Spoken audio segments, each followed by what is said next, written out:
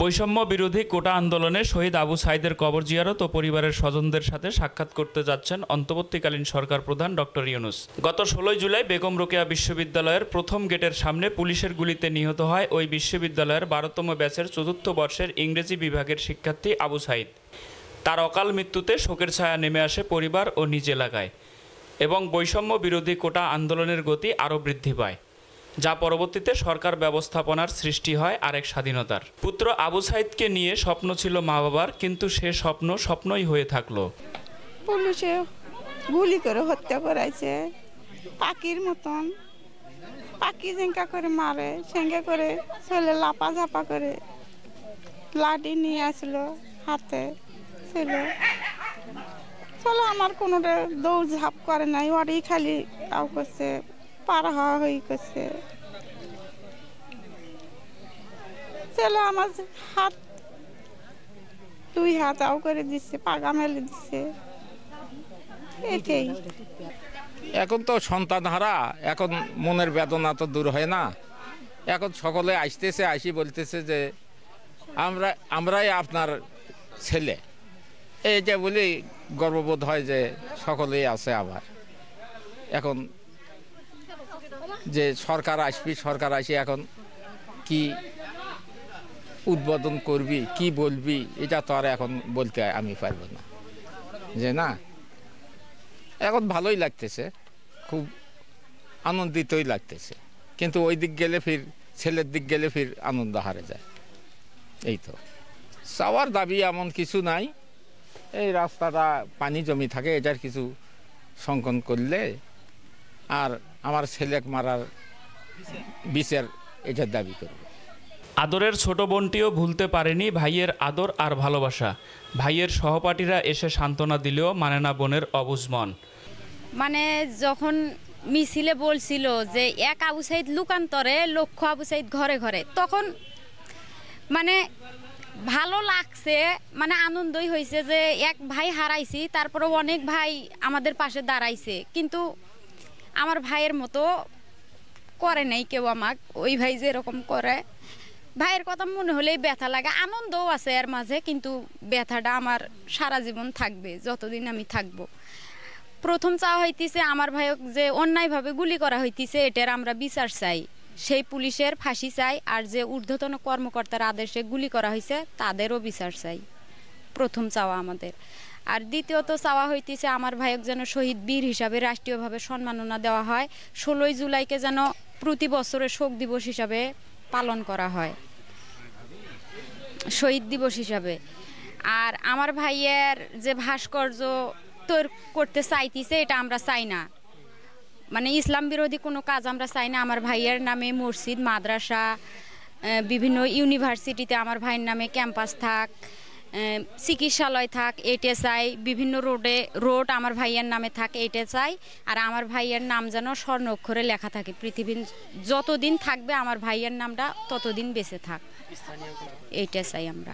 সরকারের কাছে আমার দাবি যে আবু সাঈদ যে কারণে নির্মমভাবে হত্যা করা হয়েছে পুলিশের গুলিতে, তার দৃষ্টান্তমূলক এর পেছনে যারা যারা আছে ওরা যদি দেশে না থাকে, দেশের বাইরে থাকলেও ওদেরকে দেশে নিয়ে আসে ওদের ন্যায্য বিচার আমার দাবি।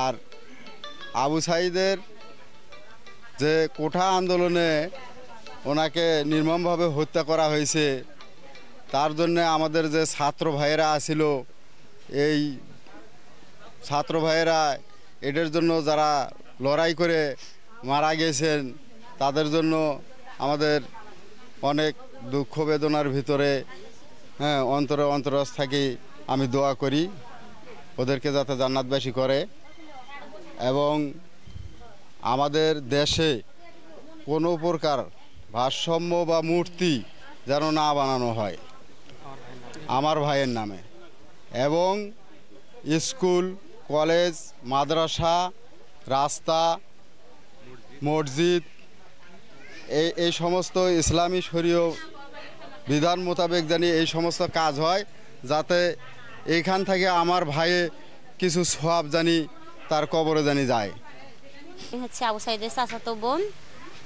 আমার সাথে আবু সাইদের লাস্ট কথা হয়েছে ঈদে। আমি আমার বাবার বাড়িতে বেড়াতে আসছিলাম, ও ভার্সিটি থেকে আসছিল। আসার পরে দুইজনের মধ্যে অনেক আলাপে হয়। আলাপ হওয়ার পরে ওকে বললাম যে ভাই আমার বাসায় চল বেড়াইতে যাই। তো বলে যে আপা আমার ছুটি নাই, ভার্সিটি থেকে পরীক্ষা চলবে, তা আমি নেক্সট টাইম পরীক্ষা হওয়ার পর আমি তোর বাসায় যাব। তারপরে নেক্সট কথা হয়েছে ও যখন সম্মেলনে যায় তার 2 দিন আগে আমার সঙ্গে কথা হয়েছে। তো আমি আবার মেসেঞ্জারে কথা বলছিলাম যে ভাই কি অবস্থা, কেমন আছিস? তো কয় আপা পরীক্ষা হচ্ছে, আমি পরীক্ষা দিতে যাব, পরে কথা বলবো। তারপরে আর আমার সাথে কথা হয় নাই। ঈদে যখন বাড়িতে আসছিল আমরা সবাই অনেক গল্প করলাম। গল্প করার পরে আমার জামাই আসছিল, সবাই একসঙ্গে বসে নাস্তা করছি। করার পরে ও চলে গেল।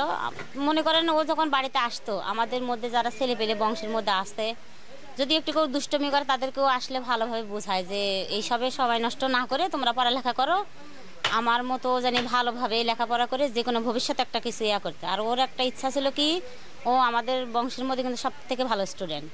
ওর ইচ্ছা ছিল যে অনার্সটা তো ইংলিশ ডিপার্টমেন্ট নিয়ে বেগম ভার্সিটি থেকে কমপ্লিট করছে, মনে করেন শুধু পরীক্ষাটা বাকি ছিল লাস্টে। তো ওর ইচ্ছা ছিল যে ওইটা করার পর আমার ছোটো বোন সুমি, ওর ইচ্ছা যে বিসিএস করবে। তো এই বিষয়ে একদিন আলাপ করি, তে কছে যে সুমির যখন ইচ্ছা তে আমি বিসিএসটা করব। আর পাশাপাশি মনে করেন এই কিছুদিনের মধ্যেই একটা ভালো চাকরির আশা করা যায়। নিবন্ধন দিছে আমার ভাই, কিন্তু আবু সাইদ নিবন্ধনে টিকছে, শুধু ভাইবাটা দিতে পারে নাই, তার আগে তো মৃত্যুবরণ করলে আন্দোলনে যায়। তো এখন এত মানুষের ভিড়, এত লোকজন, সবাই তো বলতেছে যে আমরা আবু সাইদ, আমরা লক্ষ্য আবু সাইদ, এক আবু সাইদ মারা গেছে, আমরা লক্ষ্য আবু সাইদ। কিন্তু আমার ওই ভাইয়ের শূন্যতাটা কখনোই পূরণ হবে না। কারণ ওই যেভাবে আমাদেরকে মনে করেন ভালোবাসতো, আমি ওর বড় বোন হলেও মানে এমনভাবে আমরা সবসময় মিলেমিশে থাকতাম। আমি চাচাতো বোন হলেও কেউ কখনো বুঝতেই পারেনি যে আমরা ওর চাচাতো বোন। এই শূন্যতাটা কখনোই কেউই পূরণ করতে পারবে না, আমার ভাইয়ের শূন্যতাটা।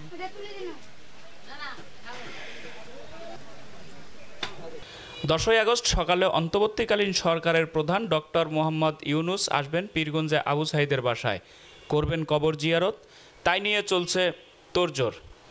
সরকার প্রধানের নিকট আবু সাইদের স্বজনদের দাবি একটাই, শহীদ আবু সাইদকে চিরস্মরণীয় করে রাখতে কোনো প্রকার ভাস্কর্য নির্মাণ না করার জোর দাবি জানান তারা, এবং প্রতিটি বিশ্ববিদ্যালয় যেন একটি করে শহীদ আবু সাইদ হল নির্মাণ করা হয়। আমি একজন এলাকাবাসী, আমার বাসা হচ্ছে আবু সাইদ ভাইয়ের বাসার 2টা বাসা পরে। আমি প্রথমেই বলবো যে আবু সাইদ ভাই আমরা ছোট থেকে দেখতেছি, উনি একজন নম্র ভদ্র একজন ছেলে ছিল। তারপরে সে একজন ছাত্র হিসেবে অনেক মেধাবী ছিল, আমরা ছোট থেকে দেখতেছি। তারপর এলাকায় যতদিন চলাফেরা করছে সেটা তা উনি একদম খুব সাবলীলভাবে চলাফেরা করত। এলাকার লোকেরা তাকে নেক নজরে দেখত। উনি খুব ভালো ছাত্র ছিল আমরা যতদূর জানি। তারপর অন্যায়কে কখনো প্রশ্রয় দিত না। আবু সাইদ ভাইকে হারিয়ে আমরা অনেক শোকাহত অবস্থায় আছি এবং মর্মাহত। কেননা হ্যাঁ, এই অবস্থানটা আমরা কোনোভাবেই, এই শূন্যপদটা আমরা কখনোই মেনে নিতে পারতেছি না। কারণ একজন বিশিষ্ট আবু সাইদ ভাই যিনি চলে গেছেন, আসলে এই অবস্থানটা আর কখনো আমাদের মাঝে আর ফিরে আসবে না। হ্যাঁ, আজকে আসলে সবচেয়ে একটা আমাদের নতুন বাংলাদেশ পেয়েছি। এই নতুন বাংলাদেশের আনন্দ উল্লাস, মানুষের বাক স্বাধীনতা হনন করা হয়েছিল। আজ মুক্ত আকাশের নিচে আপনারাও সংবাদ প্রচার করতে পারছেন, সবাই দৌড়ে যাচ্ছে যে আমরা কথা বলতে পারবো। সংবাদ মাধ্যমের স্বাধীনতা এসেছে, নিজের অধিকারের স্বাধীনতা এসেছে। প্রত্যেকটা জায়গায় যেন মনে হচ্ছে যেন সবাই মুক্ত পাখির মতো উড়ে বেড়াচ্ছে। তো এই এত কিছুর আনন্দের মাঝেও মনে হচ্ছে যে আমাদের মনের ভেতর আমরা যারা আবু সাইদের যারা ফ্রেন্ড আছে, আমি আবু সাইদের বড় ভাই, একই ডিপার্টমেন্টে, আমি ইংরেজি বিভাগের 7 ব্যাচে পড়ি, ও 12 ব্যাচ ছিল, আমি 7 ব্যাচ। এই বিজয়ের দিনে যদি আবু সাইদ এখানে থাকতো তাহলে আমাদের আরও আনন্দে আত্মহারা হয়ে যেতাম। আমাদের সব সময় মনের ভিতর, বুকের ভিতর শুধু একটাই আকাঙ্ক্ষা এবং শূন্যতা বিরাজ করছে যে আবু সাইদকে আমরা পাচ্ছি না। তবুও বলবো যে লক্ষ্যে আবু সাইদ তার জীবন বাংলাদেশের এই বৈষম্যের বিরুদ্ধে দিয়েছেন, শহীদ হয়েছেন, এই শহীদের মর্যাদাটা পরবর্তী প্রজন্ম যে সরকারই আসুক না কেন তারা যেন রক্ষা করতে পারে। বাংলাদেশের জনগণ থেকে শুরু করে সবাই যেন আমরা এই একইভাবে ন্যায় নীতির মধ্য দিয়ে আমরা চলতে পারি, এটাই আমরা আশা করি। আসলে সরকার প্রধান আসতেছে, আমাদেরকে অনেক ভালো লাগছে। তারপরেও আমাদের সরকার প্রধানের কাছে প্রধান যে দাবি থাকবে যে আবু সাঈদকে এই দিবালোকের ন্যায় একটা সূর্যের আলোর নিচে পাখির মতো গুলি করে হত্যা করা হয়েছে, এই হত্যার বিচার আমরা প্রথমে চাই। এবং কি কারণে হত্যা করা হয়েছে সেই সাথে আমি একইভাবে বলতে চাই, এই বেগম রোকেয়া বিশ্ববিদ্যালয় ক্যাম্পাসে পমেল বড়ুয়া তাকে থাপ্পড় মেরেছিল এবং এটাকে ইন্ধন করেই তাকে পরবর্তীতে হত্যা করা হয়েছে। এই পমেল বড়ুয়া যেন বাংলাদেশের মাটিতে পা রাখতে না পারে, এটা আমার প্রথম দাবি। এবং সেই সাথে অন্যান্য বহিরাগত যারাই ছিল না কেন তাদেরকেও আইনের আওতায় এনে ফাঁসির কাস্টে প্রকাশ্যে ঝুলিয়ে হত্যা করা, এই দাবি আমি জানাই। এই সরকারের আমলে, এই অন্তর্বর্তীকালীন সরকারের আমলে আমরা পরবর্তীতে চাই না, এটা অতি দ্রুত করতে হবে, এটা আমাদের সকলের দাবি। আর ক্যাম্পাসে নোংরা রাজনীতি যেন না হয়, যে কোনো সরকার আসুক না কেন প্রশাসনের লোক যেন একটি ছাত্রকে যেন হত্যা করে, একটি ছাত্রকে যেন অন্যায়ভাবে হত্যা না করে, এটা আমি দাবি জানাই। আর একটা বিষয়, ক্ষমতায় আসবেন অন্যায় করে হত্যা করবেন, এই অপসংস্কৃতি বাংলার মাটিতে আমরা দেখতে চাই না, এটা আমাদের সকলের দাবি।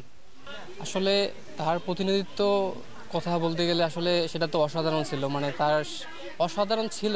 আর ও এতটাই মানে প্রতিনিধিত্ব করতে গিয়ে এতটাই হয়ে গেছে, মানে প্রতিনিধির বেশি এক অধিকার প্রতিষ্ঠিত করতে হবে এরকম চিন্তা ভাবনা তার এমন ছিল যে মানে আমরা কল্পনাও করতে পারিনি যে এতটা, মানে সে খাওয়া দাওয়া নাই, কিছু নাই, মানে ওইটাই কোটা সংস্কার আন্দোলন করতে হবে এবং ন্যায়ের পক্ষে, মানে অন্যায়কে প্রশ্রয় দেওয়া যাবে না, ন্যায়ের পক্ষে সব কিছু করতে হবে। এর জন্য সে সবসময় ওইটা নিয়েই মানে পড়ে থাকতে এমন কিছু। আমরা যদি বলতাম যে একটু ইয়া কর, মানে একটু তুই অত ইয়া করিস না, নিজের দিকে একটু খেয়াল রাখ,